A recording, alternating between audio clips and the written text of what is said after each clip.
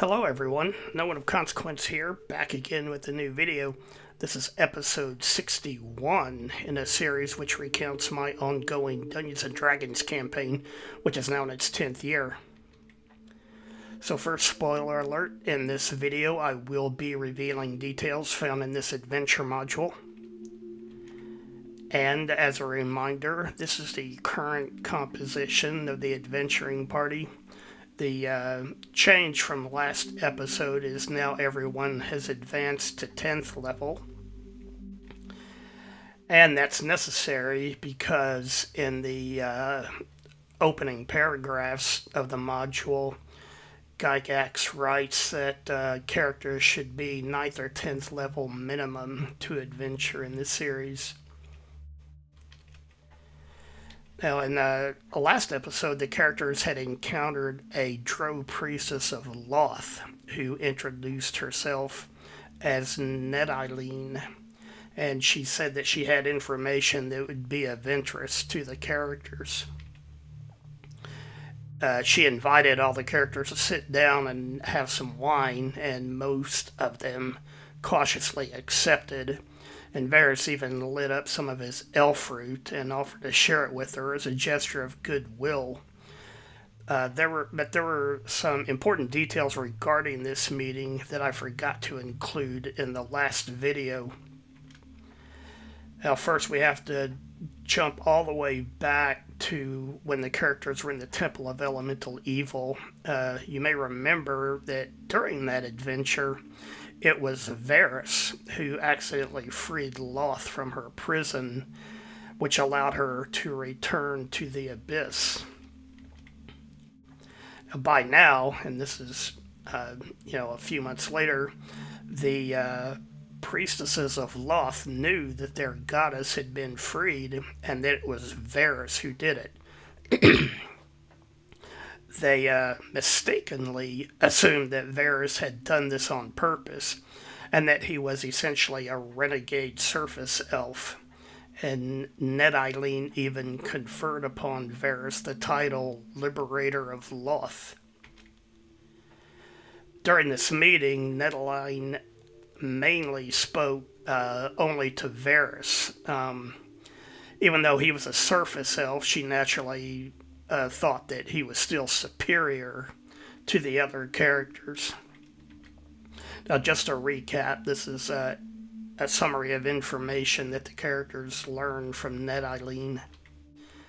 She explained that there are two main factions of Drow houses, the rebel houses, which worship the Elder Elemental God, and then there are the traditional houses who worship the Demon Queen Loth. The two factions are hostile to one another, but are not willing to risk open warfare. Eclavdra, who is the leader of the Elder Elemental God faction, wants the elemental keys that the characters possess, because without them, she cannot free the Elder Elemental God from his prison and conquer the Loth faction. Nediline, as a leader of the Loth faction, obviously does not want Eclavdra to succeed in those plans. Nediline knows that the elemental keys can be used to either free the Elder Elemental God or else banish him forever. She doesn't know the details for doing either one of those, but she believes the answers can be found within Eclavdra's House Isleserve compound located within the Drow's home city. The city, which is called Arrowhigh Sinlu, can be reached via the tunnels leading from the fire giant lair. However, it's a long journey, more than 50 miles. Nediline believes that the character's best chance to get there is to pose as traders going to do business at Arrowhigh Sinlu. Commerce continually takes place there because commodities can be difficult to come by in the Underdark. Therefore, trading caravans are common. Nediline emphasized that Varys' elf fruit would be highly prized by the Drow. She said that posing as merchants going to Arrowhigh Sinlu to trade in elf fruit would be especially believable. So essentially, bottom line here is Ned Eileen wants to use the characters to overthrow the rival Elder Elemental God Drow faction without appearing to be directly involved herself. So the characters in the last episode, the characters return to the city of Lorish after that big battle with the river, by the river of lava, during which they drove Eclavdra back into the Underdark. But if you'll remember, it was not a complete victory because Eclavdra still possessed the elemental key that Thorol had been carrying. So they have three. They still have three of the keys. Eclavdra has the fourth one. So all of this brings us to Module D1, Descent into the Depths of the Earth. However, before the characters could actually begin this adventure, there was work to do. And this is another paragraph, or a couple of sentences, from the introduction to the module. It says, such an expedition will certainly require the utmost thought and care in planning and preparation. How many persons should comprise the expedition? How will they be supplied and equipped? And what of drinking water? Then it goes on to talk about a map. Among Eclavdra's abandoned belongings, the characters found a partial map of the Underdark, and it appeared to show the way to the Drow city. Now, this is the map that comes as a player handout with the module. The scale is 1 hex equals 1 mile. After studying the map, the players understood that the bottom corner pointed out here was a starting point, which is the caves under the fire giant lair. And at the opposite end, approximately 50 miles away, straight line distance, was the Drow city of Arrowhigh Sinlu. Gygax writes in the module about travel times and distances. He says here, assume the maximum rate of travel is 1 mile or 1 hex per day. And then he goes on to talk about movement rates, so at the rate at which the slowest member of the party. Then it talks about things that could reduce that travel rate, like mapping and so forth. So if you take into account unforeseen delays dealing with encounters and that sort of thing, you could assume 6 miles a day as a conservative estimate. Therefore, traveling 50 miles would take a little more than 8 days. But then that's just that straight line distance, and the route is not exactly straight. So in the end, the players planned for 2 weeks travel time, which meant taking along a lot of provisions in addition to their actual trade goods. Now, Gygax writes in here to the Dungeon Master, he says, do not penalize a party if they take sensible steps to ensure a successful adventure, such as deciding to take a number of pack mules to carry supplies and equipment. Gygax says just be reasonable and let the players do what they want to prepare. So first of all, the characters in my group decided that they were not going to walk all the way to Arrowhigh Sinlu. They were going to get mules to ride. Now, the problem with that is Obrak, being a dwarf, and Gorbadak the halfling are too small to ride mules. So they ordered, at great expense to themselves, a pair of trained goats to ride. They also took along a total of 6 pack mules. 5 of them would be pulling a 2-wheeled cart, and the 6th one would just be loaded with saddlebags.